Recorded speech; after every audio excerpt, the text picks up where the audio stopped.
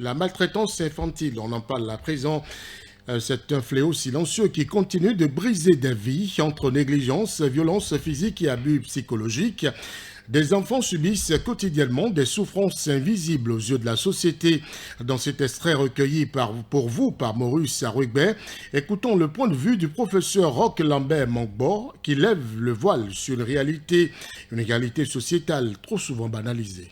La modalité, la forme de maltraitance qui est couramment retenue, c'est la maltraitance par violence et à la limite un peu maladive, d'une méchanceté et qui fait souffrir physiquement l'enfant, donc une souffrance physique, et soit par privation de certaines choses élémentaires comme l'alimentation, l'habillement, etc.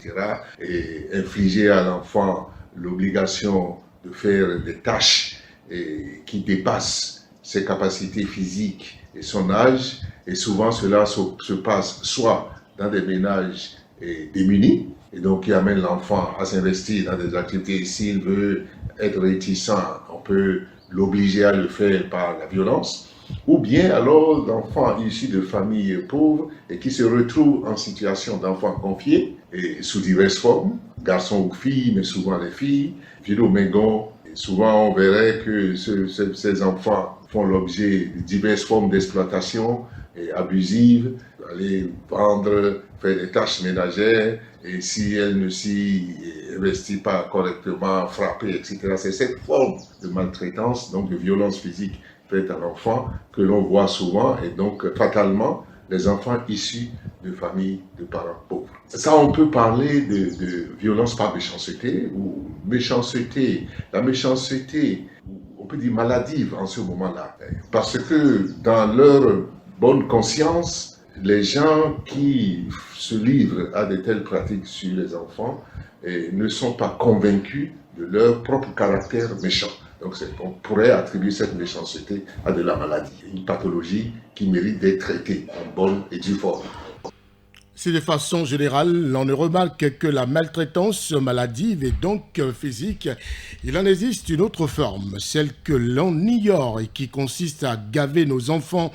Ses conséquences sont profondes autant sur le plan psychologique que social. Le professeur Roch Mongbo, spécialiste des sciences sociales, tire ici la sonnette d'alarme et appelle à une véritable prise de conscience collective. On le retrouve au micro de Maurice Arrugbet. L'autre forme possible de maltraitance, ce serait la maltraitance par ignorance, en pensant faire du bien à l'enfant. Et là, ça peut être tout enfant, et en particulier d'ailleurs les enfants issus de bonnes familles. On dit la maltraitance, c'est des pratiques de violence qui affectent le développement physique, moral, psychologique et psychique de l'enfant. Si vous mettez l'enfant dans un environnement douillet, qui l'abrutit, qui le gave et le transforme en obèse. Donc une obésité précoce, telle que on rencontre plein d'enfants, justement dans la tranche d'âge début scolarité et jusqu'à du collège, premier cycle du collège, donc dans la bonne tranche d'âge de 6 à 15 ans, qui sont obèses parce que vivant gavés, donc mal nourris en réalité, et soustrait à toute tâche physique parce que on pense lui faire son bien, on pense le mettre dans de bonnes conditions pour qu'il aille à l'école. Déjà, on ne se préoccupe pas de l'inscrire dans l'école la plus proche du quartier parce qu'on a le préjugé que c'est des écoles ou collèges de mauvaise qualité, de bonne foi probablement, et on recherche toujours dans le souci de faire le bien de l'enfant, des écoles qui font que on est soit obligé de souscrire à un transport ZEM ou taxi, ou c'est soi-même qui se tape la corvée de faire ce transport. Et donc, on pense faire le bien de l'enfant.